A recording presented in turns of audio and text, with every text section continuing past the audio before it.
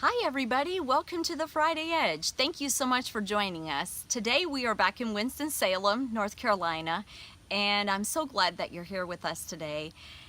As I was waking up this morning, I was thinking about the Friday Edge and honestly I've been thinking about it all week, and I'm thinking about all of you out there that tune in every week to listen to what I have to say. And as I was waking this morning, I heard the phrase clearly, letting go of what has been and jumping into what will be. And I knew that it was what we needed to talk about today. And so it took my mind back to 10 years ago. 10 years ago, my family and I were living in Ohio, and we were living in the middle of Berlin, Ohio, beautiful Amish country, the place where we had grown up with all of our family and friends, and we were living a pretty comfortable life there. We were familiar with everything. We knew the people around us. We were comfortable. And the Lord spoke to my husband and I, and he's like, I want you to move to North Carolina. I want you to be part of a church down there. And when we heard that, my initial reaction was like, you've got to be kidding. No way. That's never going to happen. But then as the Lord began working with us, I began to think back to when Lamar and I were in our 20s. We have always had a desire in our entire married life to help people find their purpose, to challenge people to think beyond what they've always thought, to not just be okay with staying where you've always been, but to challenge people to move towards what could be.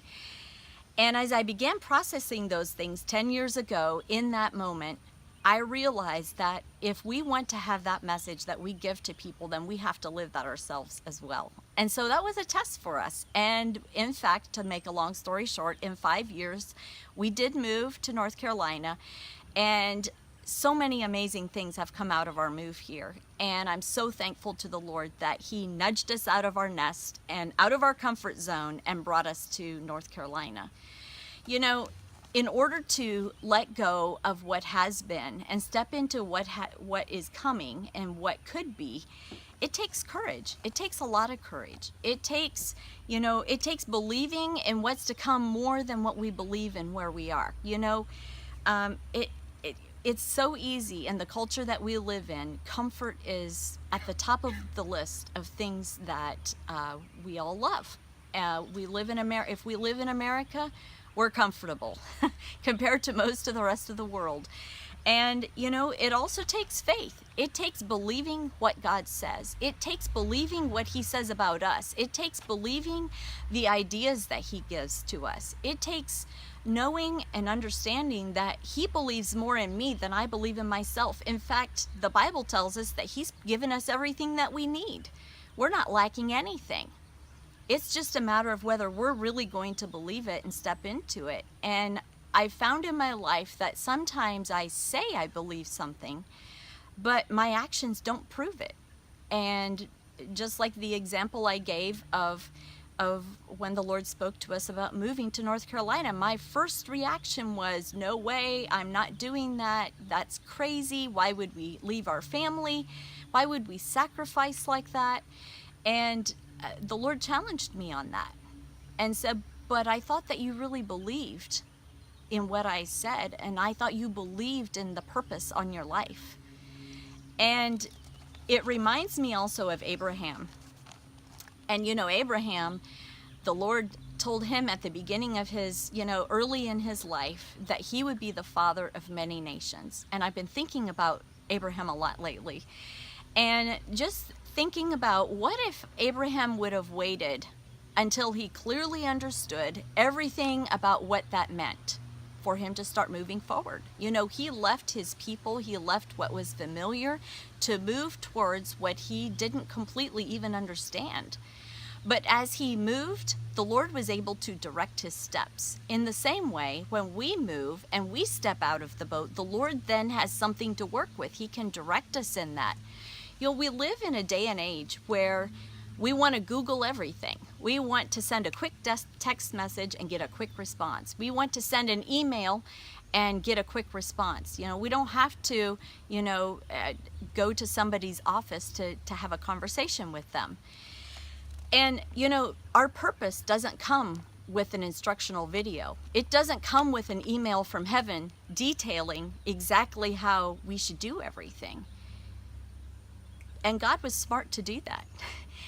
But you know, he wants us to believe what he says and to step out of the boat and to take movement towards him. And when we keep our focus on him and realize that it's about him and not about us, and it's about really giving to the people around us what we have been given to give out. And you know, I feel like sometimes, at least for me, this has been a stumbling block, is I think too much about me and what I don't have and my lack of knowledge, or I think about my lack of education, or I think of my lack of resource, or I think of, oh, that person over there is more competent, so I'm comparing myself. As soon as we start doing that, our eyes are on ourselves, and it's not on the people around us, and it's not on God's purpose for our life. So today, if you find yourself in a place where you don't feel a lack of fulfillment in your life, you maybe are very comfortable, and you know, the thought of, you know, moving out and doing something different is scary to you, then I challenge you to ask yourself the question, do I really believe that God has a purpose for me being on the earth today? And if I really believe that, what am I going to do about it today? Am I going to take the risk? Am I going to step out of the boat? Am I going to believe it? So today, you know, this is just to whet your appetite. This is by far not a comprehensive look at purpose or at any of that. I just want us to, I so believe that we all have something that we can give out to the people around us. And I believe that when we have courage, when we believe that we actually have something to give out, and when we have faith and believe that God has given us everything we need, I believe that we could see dramatic transformation in our world by us simply doing that, by us simply playing our part. And so I just want to encourage you with that today, and I hope that for those of you who, you know, maybe you have something that you have in your mind that you would like to do, or you know what your purpose is, but you're in a job that has nothing to do with your purpose, find something that you can step into. Find something. And for those of you who have stepped out of the boat, keep your eyes on the prize. Keep your eyes on Jesus.